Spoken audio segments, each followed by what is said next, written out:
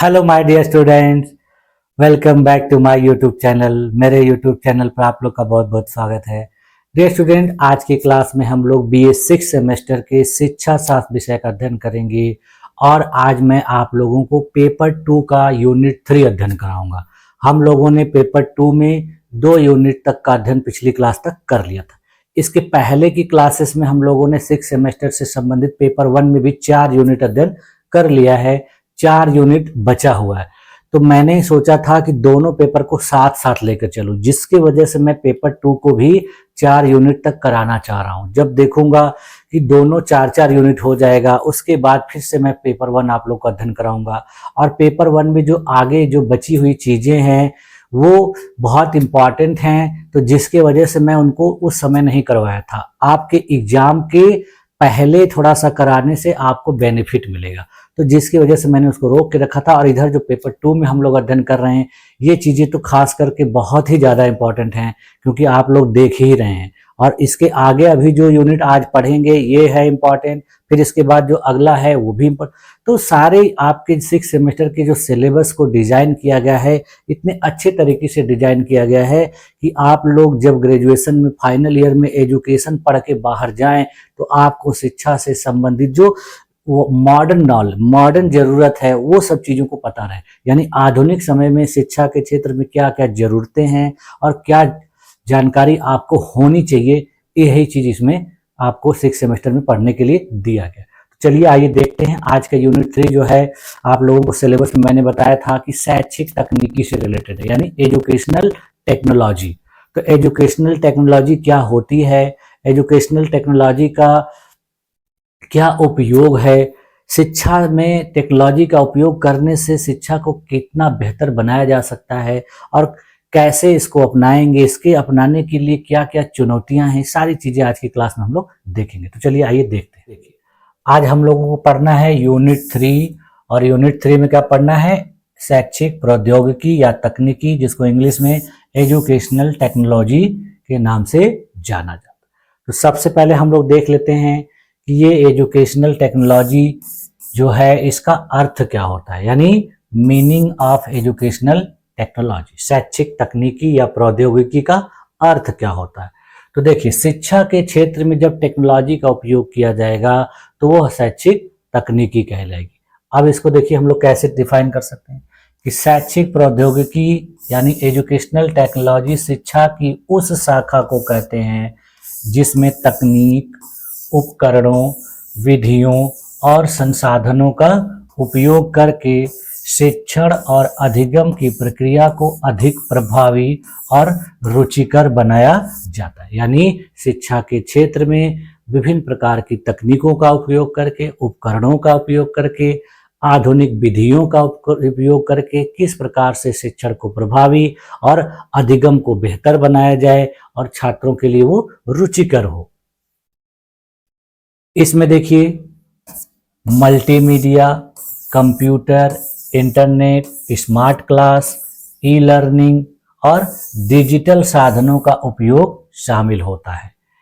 इस प्रकार से शिक्षा प्रदान करने का जो उद्देश्य होता है वह शिक्षकों और शिक्षार्थियों दोनों को आधुनिक साधनों के माध्यम से बेहतर शिक्षण अधिगम अनुभव प्रदान करता है। यानी इस तरीके से शिक्षा प्रदान करने और प्राप्त करने दोनों से टीचर और स्टूडेंट बहुत ज़्यादा लाभान्वित होते हैं और उनको अपने कार्य को करने में बहुत आसानी होती है और वह बहुत दीर्घगामी होता है उनके लिए। अब देखिए, शैक्षिक प्रौद्योगिकी को कुछ वैज्ञानिकों, मनोवैज्ञानिकों, कुछ संस्थाओं के द्वारा परिभाषित किया गया है, यानी डिफिनीशन ऑफ एजुकेशनल टेक्नोलॉजी। तो देखिए, एल्किंसन महोदय एक थे, उन्होंने कहा है कि शैक्षिक प्रौद्योगिकी शिक्षण प्रक्रिया में आधुनिक वैज्ञानिक तकनीकों का प्रयोग है जिससे शिक्षण को प्रभावी और उपयोगी बनाया जा सके। यानी शिक्षण की प्रक्रिया में जब आधुनिक वैज्ञानिक तकनीकों का उपयोग होगा तो उसी को शैक्षिक तकनीक या प्रौद्योगिकी कहा जाएगा। ये बात कही है एल्किंसन ने।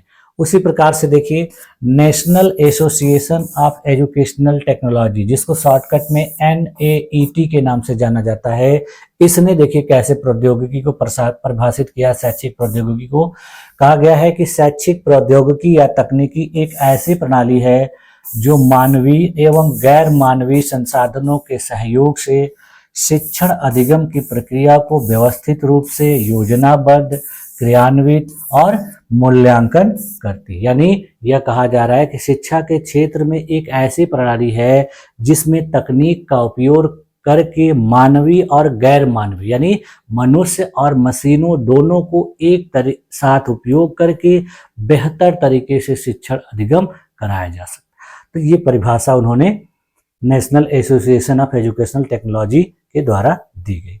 उसके बाद देखिए SS कुलकर्णी महोदय ने क्या कहा है कि शैक्षिक प्रौद्योगिकी वह प्रक्रिया है जो शिक्षण अधिगम की समस्याओं को सुलझाने के लिए विज्ञान और तकनीक के सिद्धांतों का उपयोग, यानी इन्होंने कहा कि यह एक ऐसी तकनीक है, एक ऐसी प्रणाली है जिसके द्वारा विज्ञान और तकनीक का उपयोग करके शिक्षा के क्षेत्र में मौजूद समस्याओं का निवारण किया जाता है। इसके बाद देखिए LM डेविस ने क्या कहा है, इन्होंने कैसे परिभाषित किया है शैक्षिक तकनीकी या प्रौद्योगिकी को। उन्होंने कहा है कि शैक्षिक प्रौद्योगिकी शिक्षा के उद्देश्यों को प्राप्त करने के लिए उपकरणों, तकनीकों और संसाधनों का व्यवस्थित अनुप्रयोग है। यानी इन्होंने कहा कि शिक्षा के जो वांछित उद्देश्य है, जो लक्ष्य है, उसको प्राप्त करने के लिए विज्ञान का, तकनीक का, विभिन्न प्रकार के उपकरणों का कितना बेहतर तरीके से उपयोग कर लिया जाए जिससे शिक्षा के लक्ष्यों को आसानी से प्राप्त कर दिया जाए। अब देखिए शैक्षिक प्रौद्योगिकी के उद्देश्य देख लेते हैं, यानी ऑब्जेक्टिव्स ऑफ एजुकेशनल टेक्नोलॉजी। तो पहला ऑब्जेक्टिव इसका देखिए क्या है कि शिक्षण को प्रभावी और रुचिकर बनाना, यानी शैक्षिक तकनीकी के माध्यम से शिक्षा को प्रभावी बनाया जाएगा और रुचिकर, यानी स्टूडेंट और टीचर दोनों लोगों को इसमें रुचि आएगी, वो बेहतर तरीके से पढ़ाएंगे टीचर और छात्र बेहतर तरीके से उसको पढ़ेंगे। दूसरा उद्देश्य क्या है, व्यक्तिगत शिक्षा यानी इंडिविजुअल लर्निंग, यानी शिक्षार्थियों को इस योग्य बना देना कि वो अपने से भी बहुत सारी चीजों को सीख सके, पढ़ सकें, ये चीज करना होता है। तीसरा उद्देश्य देखिए क्या है, समय और संसाधनों का उचित उपयोग। तीसरा उद्देश्य होता है कि छात्रों के पास समय का अभाव होता है, तो उस कम समय में वो कितने बेहतर तरीके से पढ़ लें, लिख लें और अपने साथ जो भी संसाधन मौजूद है, अपने पास जो भी संसाधन, किताब या फिर और भी चीजें, उपकरण मौजूद हैं, उसका कैसे बेहतर तरीके से उपयोग करें। चौथा है मूल्यांकन और फीडबैक की प्रक्रिया में सुधार करना। पहले क्या होता था, छात्रों का मूल्यांकन मैनुअल किया जाता था जिसमें बहुत सारी गड़बड़ियां होती थी और फीडबैक भी सही तरीके से नहीं प्रदान किया जा सकता था। आजकल देखिए क्या है कि मूल्यांकन के लिए भी आधुनिक तकनीकों का उपयोग किया जा रहा है जिससे त्रुटि की गुंजाइश एकदम नहीं है, छात्रों को अच्छे तरीके से फीडबैक भी दिया जा रहा है। फिर उसके बाद देखिए शिक्षण विधियों का आधुनिकीकरण, यानी अगला उद्देश्य क्या है कि शिक्षण की जो विधियां हैं उनको मॉडर्नाइज करना, एकदम आधुनिक तौर तरीके का उपयोग करके शिक्षा प्रक्रिया को बेहतर बनाना, जिससे हम लोग वर्ल्ड लेवल पर, ग्लोबल स्टेज पर अपने आप को बेहतर तरीके से प्रस्तुत कर सके। अब देखिए शैक्षिक प्रौद्योगिकी के प्रकार, एजुकेशनल टेक्नोलॉजी का क्या प्रकार है, टाइप्स ऑफ एजुकेशनल टेक्नोलॉजी। तो देखिए एजुकेशनल टेक्नोलॉजी को कुछ महत्वपूर्ण प्रकारों में बांटा जाता है, जिसमें देखिए सबसे पहला जो प्रकार है वो हार्डवेयर दृष्टिकोण के आधार पर, यानी हार्डवेयर अप्रोच। इसमें देखिए क्या होता है कि भौतिक उपकरणों और संसाधनों का उपयोग करके शिक्षण अधिगम प्रक्रिया को प्रभावी बनाया जाता है। यानी हार्डवेयर अप्रोच का मतलब है कि इसमें कठोर चीजों का, भौतिक उपकरणों का उपयोग करके शिक्षण अधिगम प्रक्रिया को प्रभावी बनाया जाता है। इसके उदाहरण देखिए क्या क्या होते हैं, projector, computer, laptop, smart board.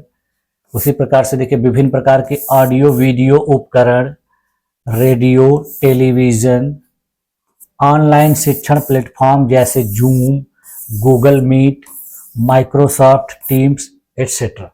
देखिए अगला जो प्रकार है उसको सॉफ्टवेयर दृष्टिकोण के नाम से जाना जाता है। इसको देखिए मृदु उपागम के नाम से भी जाना जाता है। और जो ऊपर वाला अभी हम लोगों ने पढ़ा हार्डवेयर दृष्टिकोण, इसको कठोर उपागम के नाम से जाना जाता है। यानी जो एजुकेशनल टेक्नोलॉजी है वो कठोर उपागमों का उपयोग करके, मृदु उपागमों का प्रयोग करके प्रदान की जाती है। जो सॉफ्टवेयर दृष्टिकोण होता है यानी सॉफ्टवेयर अप्रोच होता है, इसमें शैक्षिक सॉफ्टवेयर और प्रोग्राम्स का उपयोग करके शिक्षण को रोचक और संवादात्मक बनाया जाता है।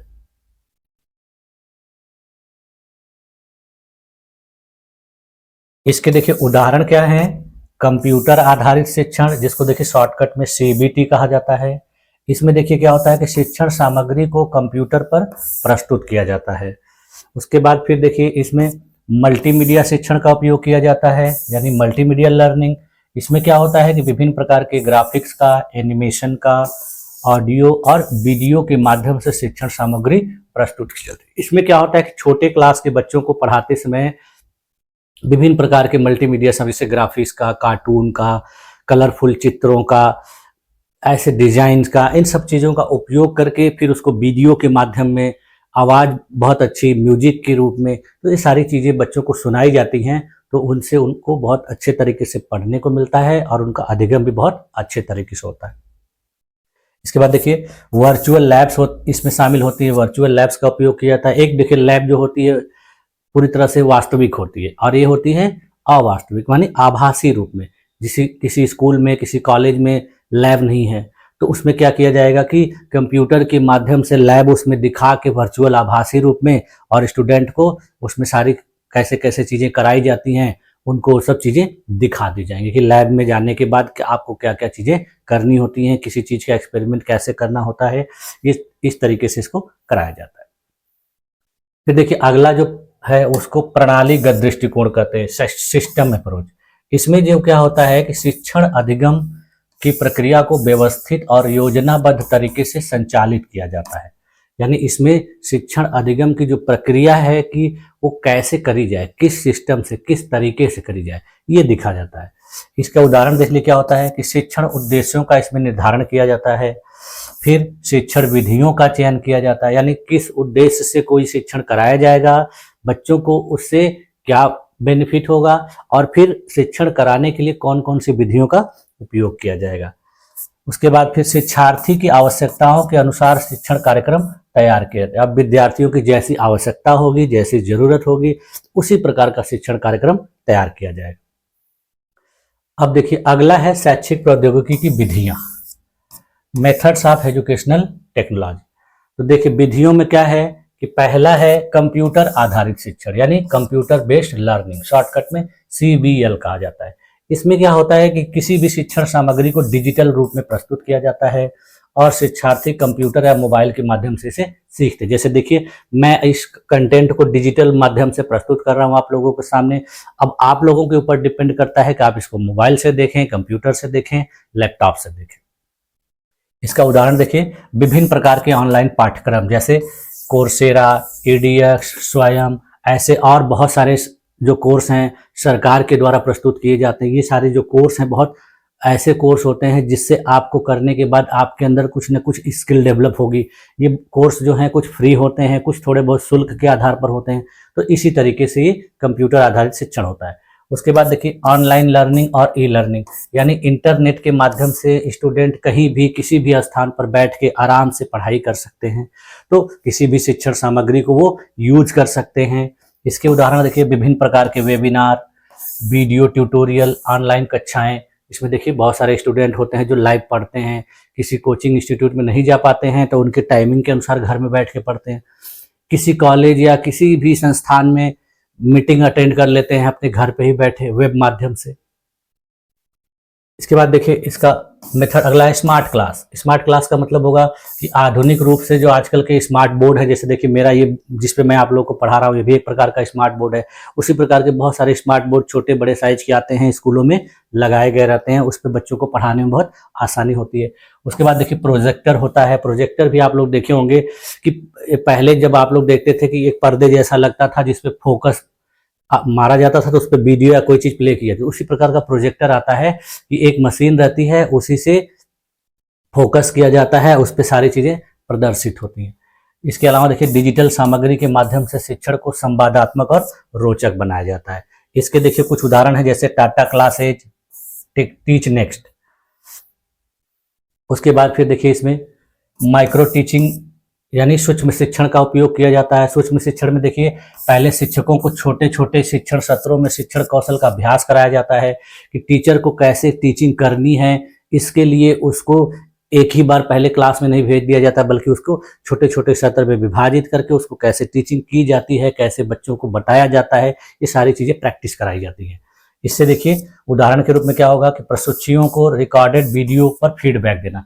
अब जब वो चीजें वो छोटे छोटे सत्र में बांट के करते हैं, पढ़ाते हैं, तो उसको रिकॉर्ड कर लिया जाता है, और रिकॉर्ड करने के बाद जो उनके टीचर होते हैं, जो उनके प्रशिक्षक होते हैं, वो उनको फीडबैक देते हैं कि हाँ आपने यहाँ ये चीज गड़बड़ किया, आपने यहाँ ऐसे किया, यहाँ सुधार की जरूरत है, तो फीडबैक देना बहुत आसान हो जाता है। अब देखिए शैक्षिक प्रौद्योगिकी के लाभ यानी इसका एडवांटेज क्या है। तो इससे देखिए सबसे पहला एडवांटेज है कि व्यक्तिगत रूप से सीखने का अवसर मिलता है, यानी प्रत्येक स्टूडेंट को अपने आप से बहुत कुछ सीखने का मौका मिलता है, उसको किसी टीचर्स की इंतजार करने की जरूरत नहीं होती है। अगर किसी चीज के बारे में उसको जानकारी लेनी है तो वो किसी के आश्रय नहीं रहेगा, बल्कि मोबाइल और कंप्यूटर या लैपटॉप है तो वो उस चीज को तुरंत ढूंढ लेगा। इसके बाद देखिए इससे शिक्षण की गुणवत्ता में सुधार आता है, यानी जो क्वालिटी होती है वो बेहतर हो जाती है। कैसे हो जाती है? क्योंकि मान लीजिए कोई टीचर किसी बात को बता रहा है, तो हो सकता है वो कोई चीज़ भूल गया हो या थोड़ा बहुत उसमें मिस्टेक हो सकता है, तो उसकी गुणवत्ता प्रभावित होती है। लेकिन इन सब चीज़ों के माध्यम से आपको एकदम सटीक चीज़, एग्जैक्ट चीज़ मिलेगी, तो उसमें गुणवत्ता की कोई समस्या नहीं रहेगी। इसके बाद देखिए इसमें समय और संसाधनों की बचत होती है। डिजिटल माध्यम से, ऑनलाइन माध्यम से पढ़ने से आपका समय कम लगता है। कहीं भी देखिए बहुत सारे स्टूडेंट जो होते हैं दूर पढ़ने जाने में उनको आने जाने का समय लगता है, फिर क्लास में बहुत सारा समय बर्बाद होता है। अगर एक क्लास के बाद गैप है तो उसमें भी समय खराब होता है। तो ये सारी चीज़ों का बचत हो जाता है डिजिटल माध्यम से, ऑनलाइन माध्यम से पढ़ने से। उसके बाद संसाधनों की भी बचत होती है। बहुत सारे ढेर सारे स्टडी मटेरियल खरीदने की जरूरत नहीं पड़ती। जैसे बहुत सारे स्टूडेंट हैं उनको किताब खरीदना नहीं है, या किताब खरीदने के लिए अभी पैसे की प्रॉब्लम है, तो वो क्या करेंगे, डिजिटल माध्यम से कंटेंट को अपने घर में बैठ के आराम से देख लेंगे। आजकल देखिए बहुत सारा PDF फॉर्मेट में भी कंटेंट आपको मिल जाता है पढ़ने लिखने के लिए, तो आपको किताब खरीदने की जरूरत नहीं पड़ती है। इसके बाद देखिए इससे फीडबैक और मूल्यांकन में भी सुधार होता है। बहुत सारे स्टूडेंट जो होते हैं कि वो किस प्रकार का परफॉर्म कर रहे हैं उनको पता ही नहीं चलता। इसीलिए देखिए बहुत से स्टूडेंट होते हैं जो मॉक टेस्ट देते हैं। बहुत सारी ऐसी वेबसाइट बनाई गई हैं, बहुत सारे ऐसे एजुकेशन के इंस्टीट्यूट हैं जो अपना मॉक टेस्ट चलाते हैं। तो आप देखते होंगे विभिन्न प्रकार की जब प्रतियोगी परीक्षाएं आती हैं तो स्टूडेंट उस पर अपनी प्रैक्टिस करते हैं कि हम कितना स्कोर कर पा रहे हैं, तो उसमें उनको फीडबैक भी मिलता है, यानी वो कितना सही कर रहे हैं, गलत कर रहे हैं, वो तुरंत वहीं बता दिया जाता है। तो इससे क्या पता चलता है कि हम किस तरीके की तैयारी कर रहे हैं, हमारा इसमें पोजीशन क्या है। अगला देखिए क्या है, शैक्षिक प्रौद्योगिकी का क्षेत्र यानी स्कोप ऑफ एजुकेशन। किस किस क्षेत्र में इसका स्कोप है, भविष्य कहाँ का है। तो देखिए इससे शिक्षण अधिगम की प्रक्रिया में सुधार होता है। इसका उपयोग करके किसी भी स्कूल कॉलेज में शिक्षण अधिगम प्रक्रिया को बेहतर बनाया जा सकता है, और इसमें मल्टीमीडिया का, स्मार्ट क्लास का, प्रोजेक्टर का, ई लर्निंग का, वीडियो कॉन्फ्रेंसिंग का उपयोग करके इसको आकर्षक और बेहतर बनाया जा सकता है। इसमें देखिए ऑडियो विजुअल साधनों के उपयोग से छात्रों की जो समझ होती है और वो रुचि होती है उसमें बहुत वृद्धि होती है। जैसे देखिए किसी स्टूडेंट को कोई चीज़ समझ में नहीं आ रही तो उसको चित्र के माध्यम से दिखा दीजिए, उसको आवाज़ सुना दीजिए। अगर कोई टीचर कोई कविता पढ़ा रहा है या कोई ऐसी कहानी पढ़ा रहा है तो उसमें वो विभिन्न प्रकार की आवाज़ को प्रदर्शित करके वीडियो प्ले करके दिखाएगा, वो तो बच्चों के दिमाग में वो चीज़ें बैठ जाती हैं। देखिए उदाहरण में स्मार्ट क्लासरूम में पावर पॉइंट प्रेजेंटेशन और वीडियो लेक्चर के द्वारा बच्चों को अच्छे तरीके से समझाना आसान हो जाता है। इसके बाद देखिए इसका दूसरा स्कोप है ई लर्निंग और ऑनलाइन शिक्षा में, यानी ई लर्निंग और ऑनलाइन शिक्षा यदि प्रदान करनी है तो उसमें एजुकेशनल टेक्नोलॉजी बहुत इंपॉर्टेंट है। इसके देखिए बहुत सारे उदाहरण हैं। अपने देश में सरकार के द्वारा एक प्लेटफॉर्म तैयार किया गया है जिसको देखो मैसिव ओपन ऑनलाइन कोर्सेज के नाम से जाना जाता है। इसमें क्या होता है कि विभिन्न प्रकार के कोर्स उपलब्ध हैं और छात्र जिसको जैसी जरूरत हो वो उन सारे कोर्सों को अपनी सुविधा अनुसार कर सकता है। इसमें देखिए लर्निंग मैनेजमेंट सिस्टम बनाया गया है जिसके माध्यम से छात्रों को शिक्षित किया जाता है। इसके उदाहरण देखिए, मुक्स के कुछ उदाहरण हैं, इसमें देखिए स्वयं है, कोर्सेरा है, EDX है, ये सारे प्लेटफॉर्म हैं। इससे आप जितनी भी जैसे भी जरूरत की कोर्स करने की जरूरत हो आप उसको कर सकते हैं। इसके अलावा देखा इसका गेमिफिकेशन और सिमुलेशन में उपयोग है। छात्रों को शिक्षण के दौरान विभिन्न प्रकार के खेलों के माध्यम से, सिमुलेशन तकनीक के माध्यम से जो है अच्छी तरीके से उनकी सहभागिता बनाए और उसको सिखाएंगे। इससे वास्तविक जीवन की स्थितियों का सजीव अनुभव प्रदान किया जा सकता है। उदाहरण देख लीजिए, विज्ञान और गणित के लिए वर्चुअल लैब और सिमुलेशन सॉफ्टवेयर का उपयोग करके इसको बेहतर बनाया जा सकता है। इससे देखिए मूल्यांकन और परीक्षण में उपयोग किया जा सकता है। विभिन्न प्रकार के देखिए ऑनलाइन मूल्यांकन, MCQ test, automated grading system का उपयोग करके छात्रों का मूल्यांकन किया जाता है। अभी मैंने आप लोग को बताया। इसके अलावा देखिए इससे डेटा एनालिटिक्स और फीडबैक के माध्यम से शिक्षण में सुधार किया जाता है। इसका देखिए उदाहरण क्या है, गूगल फॉर्म्स, कहूट और क्विजिस के माध्यम से ऑनलाइन टेस्ट आयोजित किया। ये देखिए बहुत सारे ऐसे प्लेटफॉर्म हैं जहां पर ऑनलाइन टेस्ट आयोजित किए जाते हैं, तो आप अपना आकलन कर सकते हैं कि हम किस तरीके से परफॉर्म कर रहे हैं। इसके अलावा देखिए इसका शिक्षकों के प्रशिक्षण और विकास में स्कोप है, क्योंकि इसका उपयोग करके अच्छे तरीके से टीचर को ट्रेंड किया जा सकता है। इसका उदाहरण देखिए आप लोगों ने फर्स्ट यूनिट में पढ़ा था, Pandit Madan Mohan Malaviya national mission on teacher training. इसको देखिए इसी एजुकेशनल टेक्नोलॉजी का उपयोग करके इसको बेहतर बनाने का सरकार का लक्ष्य है कि विभिन्न प्रकार के टेक्नोलॉजी का उपयोग करके शिक्षकों को बेहतर तरीके से प्रशिक्षित किया जाए। इसके अलावा देखिए इसका प्रशासन और प्रबंधन के क्षेत्र में बहुत ज़्यादा उपयोग है।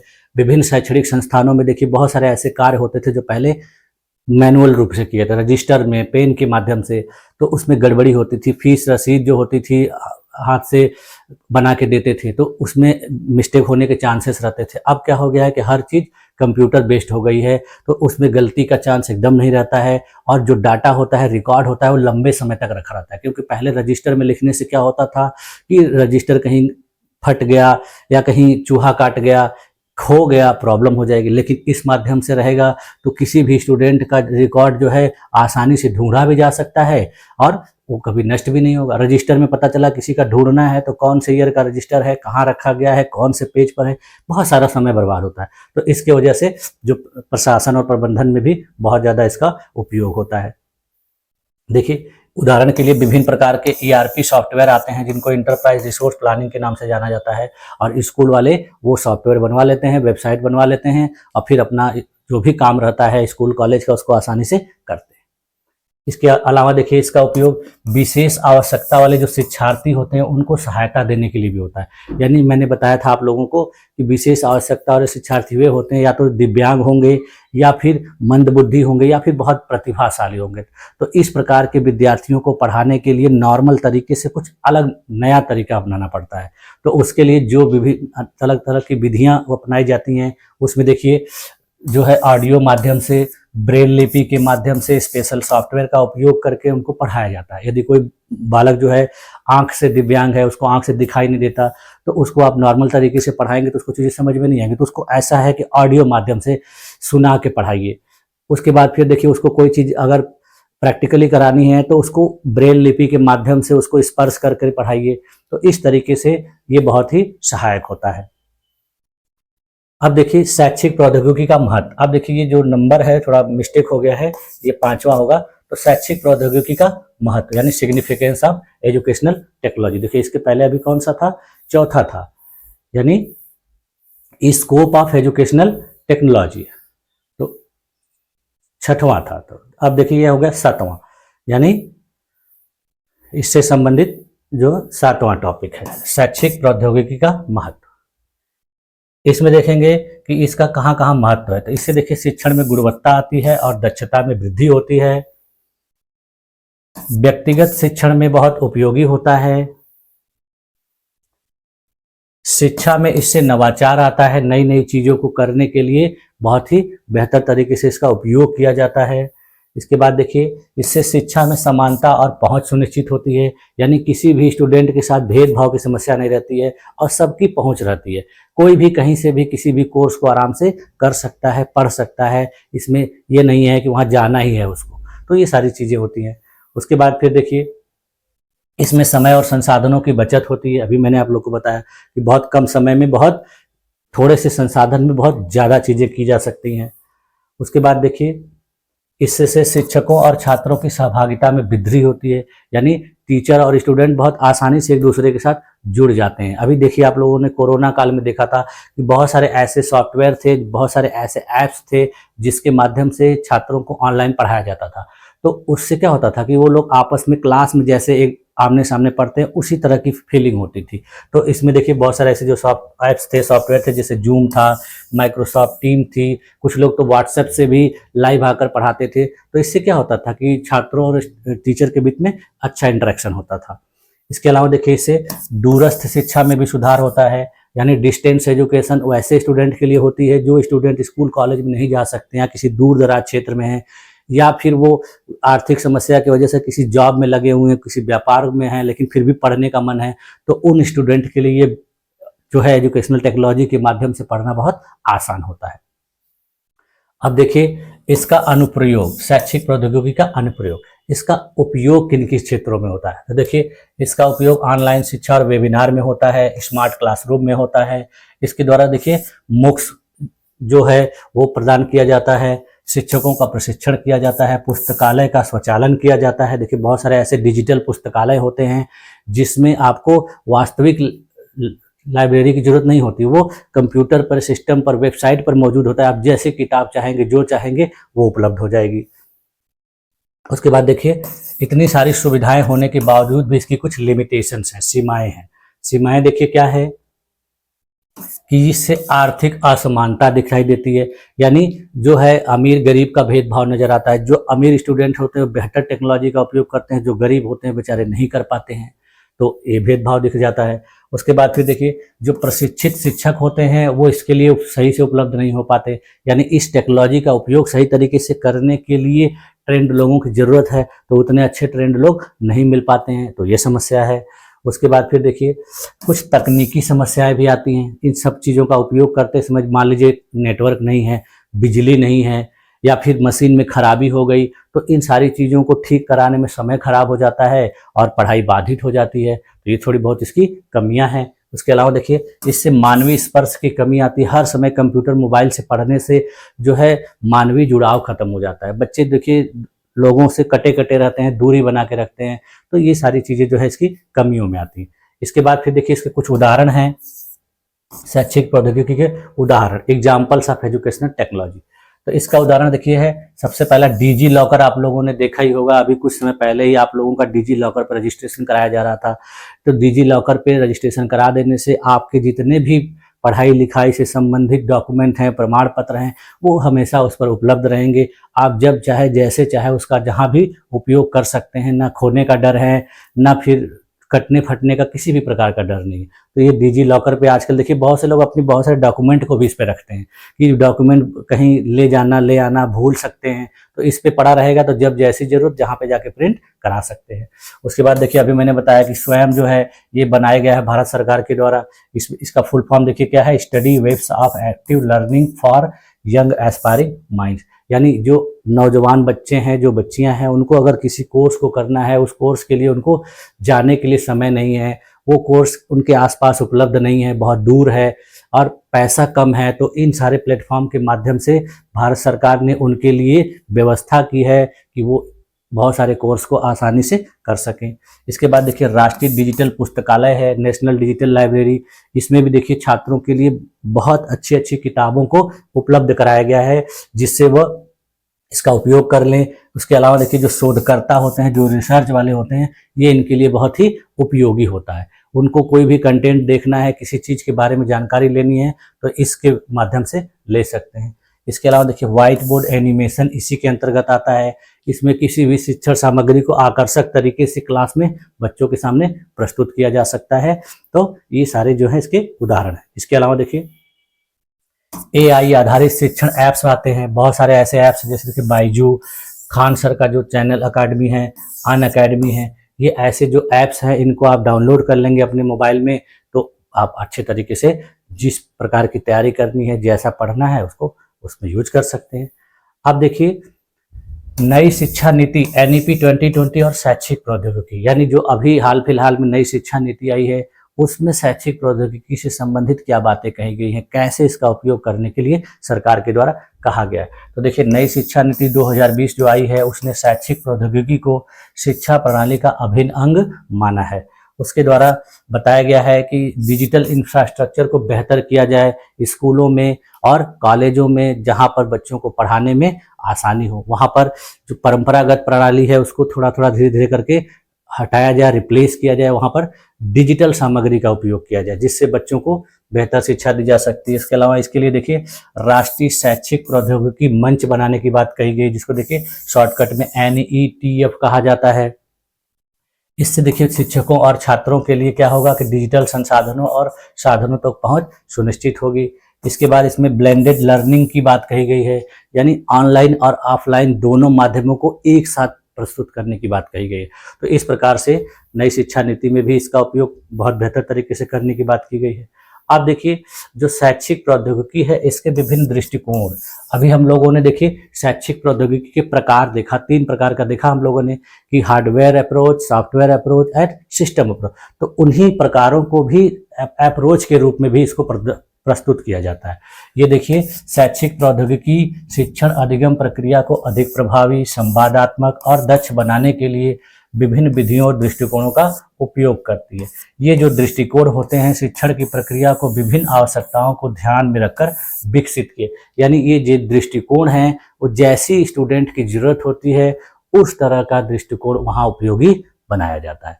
तो इनमें जो प्रमुख दृष्टिकोण है, सबसे पहला है हार्डवेयर दृष्टिकोण, यानी विभिन्न प्रकार के कठोर सामग्रियों का उपयोग करके, जैसे ऑडियो का, स्पीकर का, माइक का, उसके बाद और भी जो चीज़ें हैं उनका उपयोग करके, इसमें मशीनों का उपयोग करके। देखिए, आप लोग जाते हैं बहुत सारे स्कूल कॉलेज में, अटेंडेंस जो होती है थंब लगाने से होती है। तो ये सारी चीज़ें जो हैं ये हार्डवेयर दृष्टिकोण में आती हैं। देखिए, इसमें शारीरिक या भौतिक उपकरणों पर आधारित होता है यह दृष्टिकोण। इसमें सूचना प्रसार और शिक्षण प्रक्रिया को आसान बनाया जाता है। इसमें उपकरणों और तकनीकी संसाधनों का उपयोग किया जाता है ताकि शिक्षार्थियों को ज्ञान प्रदान किया जा सके। इसकी देखिए विशेषताएं क्या होती हैं। यह दृष्टिकोण मशीन आधारित शिक्षा पर केंद्रित होता है। इसमें ऑडियो विजुअल उपकरणों का उपयोग किया जाता है। इससे शिक्षण को अधिक रुचिकर और संवादात्मक बनाने में सहायता मिलती है। इसके देखिए उदाहरण क्या हैं। ओवरहेड प्रोजेक्टर, देखिए प्रोजेक्टर लगा होता है। स्मार्ट बोर्ड और digital classroom, television, radio, video recorder, computer, laptop, tablet और अन्य इलेक्ट्रॉनिक उपकरण इसके अंतर्गत आते हैं। इसका लाभ देखिए क्या है। इससे शिक्षण को प्रभावी और वास्तविक बनाया जाता है। ये दृश्य और श्रव्य माध्यमों से जटिल अवधारणाओं को सरल कर देता है। इससे विद्यार्थियों को ज्ञान ग्रहण की क्षमता जो है बढ़ जाती है। इसके देखिए कुछ लिमिटेशंस भी हैं, यानी इससे शिक्षकों और शिक्षार्थियों को इन उपकरणों के उपयोग का उचित प्रशिक्षण आवश्यक है। यानी जब तक सही तरीके से इसका उपयोग नहीं पता होगा तो टीचर भी नहीं कर पाएंगे, स्टूडेंट भी नहीं कर पाएंगे। इसके अलावा देखिए ये जो उपकरण होते हैं इनकी देखभाल और मरम्मत पर अतिरिक्त लागत आती है, यानी कि सही तरीके से इसकी देखभाल नहीं करेंगे तो खराब हो जाएगा और फिर खराब हो जाने पर इसमें लागत आएगी, मरम्मत करवाने में पैसा लगेगा, समय लगेगा। तो ये सारी थोड़ी इसकी सीमाएं हैं। इसके बाद देखिए अगला जो है दृष्टिकोण वो सॉफ्टवेयर यानी मृदुपागम। इसमें देखिए क्या है कि यह दृष्टिकोण जो है शिक्षण अधिगम प्रक्रिया में प्रयुक्त सॉफ्टवेयर और डिजिटल संसाधनों पर केंद्रित होता है। इसमें पाठ्यक्रम सामग्री को डिजिटल रूप में विकसित करके छात्रों को प्रस्तुत किया जाता है। इसकी विशेषताएं देखिए क्या है कि यह शिक्षण प्रक्रिया को प्रबंधन और योजना के दृष्टिकोण से व्यवस्थित करता है। इसमें शिक्षण को व्यक्तिगत, संवादात्मक और आत्मनिर्देशित बनाने में मदद मिलती है। इसके अलावा इसको शिक्षण को अधिक रुचिकर और व्यवहारिक बनाने में भी उपयोग किया जा सकता है। इसके उदाहरण देख लीजिए। कंप्यूटर आधारित शिक्षण CBT यानी कंप्यूटर पर आधारित शिक्षण मॉड्यूल जो होता है वो इसके अंतर्गत आता है। मल्टीमीडिया शिक्षण यानी विभिन्न प्रकार के ग्राफिक्स, वीडियो, ऑडियो और एनिमेशन का उपयोग इसमें शामिल होता है। इसके अलावा देखिए इसमें वर्चुअल लर्निंग एनवायरनमेंट यानी आभासी अधिगम वातावरण उपस्थित किया जाता है, जिससे ऑनलाइन पाठ्यक्रम और लर्निंग मैनेजमेंट सिस्टम के माध्यम से इसको उपलब्ध कराया जाता है। इसमें सिमुलेशन और गेम आधारित शिक्षण भी उपयोग किया जाता है। इसका लाभ देखिए क्या होता है, इससे शिक्षा को आत्मगति मिलती है और उसके अनुसार जो स्टूडेंट होते हैं अपने अनुकूल उसको करके अच्छी तरीके से शिक्षा प्राप्त करते हैं। इससे छात्रों को आसान पुनरावृत्ति और संशोधन की सुविधा भी मिलती है। किसी भी स्टूडेंट को अगर कोई चीज़ समझ में नहीं आई तो उसको दोबारा देख सकता है, यदि कोई मिस्टेक हो गई, कोई गलती हो गई तो उसको सुधार सकता है। छात्रों में समस्या समाधान और आलोचनात्मक सोच का विकास होता है इसकी भी देखिए कुछ लिमिटेशंस हैं। इससे शिक्षार्थियों को स्वयं अध्ययन के लिए प्रेरित करना कठिन हो सकता है। यानी किसी भी स्टूडेंट को कह दिया जाए कि आप इसका उपयोग करके स्वयं से पढ़िए, तो इसको प्रेरित करने के लिए थोड़ी कठिनाई हो सकती है। बहुत सारे ऐसे स्टूडेंट होते हैं आलसी टाइप के होते हैं, तो उनको क्या होता है कि वो सोचते हैं चलो आज नहीं कल देख लेंगे, सुबह नहीं शाम को देख लेंगे, तो इससे दिक्कत होती है। और क्लास में क्या रहता है कि टीचर के सामने जब पढ़ते हैं तो टीचर प्रेशर देकर उनको सारी चीज़ें बताता है, सिखाता है। इसके बाद देखिए जो सॉफ्टवेयर होता है उसकी गुणवत्ता और अद्यतन की आवश्यकता होती है। अगर सॉफ्टवेयर अच्छे क्वालिटी का नहीं है तो प्रॉब्लम आएगी। उसको समय समय पर अपडेट करना पड़ता है। बहुत सारे ऐसे सॉफ्टवेयर हैं जो जल्दी जल्दी अपडेट करने की बात करते हैं, तो जब आप अपडेट नहीं करोगे तो वो सही तरीके से काम नहीं करेगा। तो ये सारी थोड़ी इसकी सीमाएं हैं। अब देखिए अगला जो है वो है प्रणालीगत दृष्टिकोण यानी सिस्टम अप्रोच। यह दृष्टिकोण देखिए क्या होता है कि शिक्षण अधिगम प्रक्रिया को व्यवस्थित और योजनाबद्ध तरीके से संचालित करता है।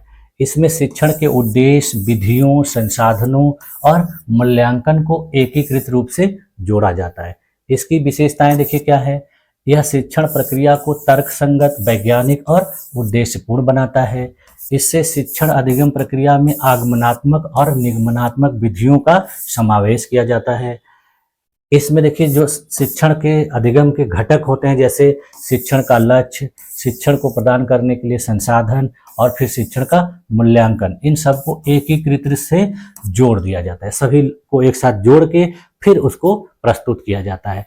इसमें देखिए अभी मैंने आप लोग को बताया कि जो टीचर ट्रेनिंग करते हैं तो उनको देखिए लेसन प्लान बनाने के लिए कहा जाता है। तो लेसन प्लान जो बनाया जाता है वो इसी तरीके से बनाया जाता है कि किस उद्देश्य के लिए आप बच्चों को पढ़ाने जा रहे हैं, उस उद्देश्य की पूर्ति के लिए आप कौन कौन सी विधियों का उपयोग करेंगे, किन संसाधनों का उपयोग करेंगे और फिर बाद में बच्चों का मूल्यांकन कैसे करेंगे। तो ये सारी चीज़ों को एक साथ जोड़ के तब जाके वहाँ पर प्रस्तुत किया जाता है। इसके देखिए प्रमुख तत्व क्या होते हैं कि लक्ष्य निर्धारण। सबसे पहले आप गोल डिसाइड कर लीजिए कि किस गोल को, किस वजह से आप उस चीज़ को प्राप्त करने के लिए पढ़ाने जा रहे हैं। फिर शिक्षण सामग्री को कैसे सही तरीके से संगठित करेंगे आप, कि इसके बाद ये चीज़, इसके बाद ये चीज़, इसके बाद ये चीज़ मैं पढ़ाऊंगा। तो उसमें कंटेंट सारे को एक साथ आप व्यवस्थित कर लीजिए। फिर शिक्षण विधियों का चयन करना है, कौन सी विधि किस स्टूडेंट के लिए उपयोगी है, कौन सा टॉपिक किस विधि से पढ़ाना है, ये सेलेक्ट करना होगा। और फिर उसके बाद मूल्यांकन और फीडबैक करना होगा, यानी अपना भी मूल्यांकन, छात्रों का भी मूल्यांकन। फीडबैक अपना भी छात्रों से लेना है और छात्रों को उनका फीडबैक देना है। तो ये सारी चीज़ें इसमें की जाती हैं। इसके देखिए उदाहरण है, कुछ ऐसे टूल्स बनाए गए हैं जिसमें देखिए ADDI है, मॉडल है। ये मॉडल देखिए इसी अप्रोच पर आधारित है। इसको देखिए विश्लेषण, डिजाइन, विकास, कार्यान्वयन, मूल्यांकन के आधार पर बांटा गया, जिसमें देखिए A का मतलब एनालिसिस, D का मतलब डिजाइन, फिर अगले D का मतलब डेवलपमेंट, फिर I का इम्प्लीमेंटेशन और E का इवेल्युएशन। तो इस मॉडल के आधार पर इसको बेहतर तरीके से उपयोग किया जाता है। इसके बाद फिर देखिए ब्लूम के द्वारा एक टैक्सोनॉमी दी गई थी जो ज्ञान के विभिन्न स्तरों पर आधारित है। इसमें ज्ञान किन किन स्तरों पर कैसे कैसे स्टूडेंट को प्रदान किया जा सकता है उसको इन्होंने वर्गीकृत किया था, जिसमें आप लोगों ने पढ़ा होगा कि ज्ञानात्मक, भावात्मक और क्रियात्मक 3 स्तर पे बांट के फिर उसमें भी कई पार्ट बनाए गए थे। तो ये सारी चीज़ें जो है इसके अंतर्गत आती है। इसका देखिए लाभ जो है, शिक्षण प्रक्रिया को वैज्ञानिक और व्यवस्थित बनाता है। इससे सभी घटकों को एकीकृत दृष्टिकोण में जोड़ा जाता है। इससे छात्रों की समझ और अधिगम गति जो है विश्लेषण और मूल्यांकन के रूप में संभव हो पाती है। इसकी भी देखिए कुछ सीमाएं हैं। ये प्रणालीगत दृष्टिकोण जो होता है, समय और संसाधन की आवश्यकता इसमें बहुत ज़्यादा होती है। बिना समय और संसाधन के यह संभव नहीं हो सकता। इसमें शिक्षकों और शिक्षार्थियों को पर्याप्त जानकारी और प्रशिक्षण की जरूरत होती है, यानी बिना पर्याप्त शिक्षण प्रशिक्षण के इसको सही तरीके से उपयोगी नहीं बनाया जा सकता। इसलिए आप लोग देखते होंगे बहुत सारे ऐसे टीचर होते हैं जो सही तरीके से ट्रेनिंग करके नहीं आए होते हैं, तो उनको क्लास में पढ़ाने में बहुत दिक्कत होती है। उनको ये नहीं पता होता कि पहले क्या बताना चाहिए और उसके बाद क्या बताना, मतलब सिस्टम से तरीके से नहीं चीज़ों को करा सकते हैं। फिर देखिए इसका जो अगला दृष्टिकोण है वो एकीकृत दृष्टिकोण है, यानी इंटीग्रेटेड अप्रोच। इसमें क्या होता है कि सभी दृष्टिकोणों को सार्थक रूप में मिला के प्रस्तुत किया जाता है, यानी सभी दृष्टिकोणों का उपयोग किया, जब जैसी जरूरत उसी प्रकार के। यदि हार्डवेयर का उपयोग करना है तो हार्डवेयर का उपयोग करेंगे, यदि सॉफ्टवेयर से रिलेटेड कोई उपयोग है तो सॉफ्टवेयर का उपयोग करेंगे, अगर शिक्षण विधियों से संबंधित कुछ करना है तो वो करेंगे। तो इसीलिए इसमें कहा जाता है कि यह समग्र रूप से सबको एक साथ समावेशित करके और शिक्षण प्रक्रिया को बहुआयामी और समग्र रूप में विकसित किया जाता है। ठीक है, इसकी देखिए विशेषताएं क्या होती हैं। इससे शिक्षण प्रक्रिया में हार्डवेयर, सॉफ्टवेयर और प्रणालीगत दृष्टिकोण का संयोजन किया जाता है। अभी मैंने बताया आप लोग को। शिक्षण अधिगम को समग्र और इससे व्यवहारिक बनाया जाता है। इसके देखिए उदाहरण में क्या है कि स्मार्ट क्लासरूम, जिसमें हार्डवेयर और सॉफ्टवेयर दोनों का उपयोग किया जाता है। ब्लेंडेड लर्निंग, जिसमें ऑनलाइन और ऑफलाइन शिक्षण दोनों शामिल होता है। उसके अलावा देखिए मल्टीमीडिया शिक्षण और मूल्यांकन इसमें शामिल होता है। इसके देखिए कुछ लाभ हैं। लाभ में क्या है कि शिक्षण प्रक्रिया को बहुआयामी और समावेशी बनाता है। इससे शिक्षकों और छात्रों को विविध तकनीकों का लाभ मिलता है और इससे शिक्षण की गुणवत्ता और प्रभावशीलता बढ़ती है। तो इस प्रकार से देखिए ये जो एजुकेशनल टेक्नोलॉजी है शिक्षा के क्षेत्र में किस प्रकार से उपयोगी है, इसको कैसे कैसे उपयोग किया जा सकता है, इसको कितने प्रकारों में बांटा जा सकता है, इसके क्या लाभ हैं, इसके क्या स्कोप हैं और इसकी क्या लिमिटेशंस हैं, इस सारी चीज़ों को आज की क्लास में हम लोगों ने अध्ययन किया। कुछ स्टूडेंट को ऐसा लग रहा होगा कि एकदम बेहतर नया चीज़ है ये, तो नया चीज़ उनको लग रहा होगा जिनको कंप्यूटर का नॉलेज नहीं है या उन्होंने कभी डिजिटल माध्यम से पढ़ा नहीं है, देखा नहीं है। लेकिन आजकल के ज़माने में ऐसा कोई भी स्टूडेंट नहीं होगा जिसको एंड्रॉयड मोबाइल चलाने नहीं होता। तो लैपटॉप नहीं है, कंप्यूटर नहीं है, कोई बात नहीं, लेकिन मोबाइल तो है। तो आप मोबाइल का उपयोग करके पढ़ रहे हो, उसका उपयोग कर रहे हैं तो भी उसी के अंतर्गत आ जाएगा। टीचर्स भी अगर इस चीज़ का उपयोग करके बच्चों को पढ़ा रहे हैं तो भी वो भी इसी के अंतर्गत आएगा। ठीक है, तो आज की क्लास में यहीं तक रहने दें। अगले क्लास में हम लोग आगे की चीज़ों को अध्ययन करेंगे। ठीक है, और इस क्लास में मुझे उम्मीद है कि आप लोगों को ये सारी चीज़ें समझ में भी आई होंगी। आप लोगों ने अपने आप को इस क्लास में इतनी देर तक बनाए रखा, इसके लिए भी आप लोग का बहुत बहुत धन्यवाद। मिलते हैं नेक्स्ट क्लास में, तब तक के लिए थैंक यू।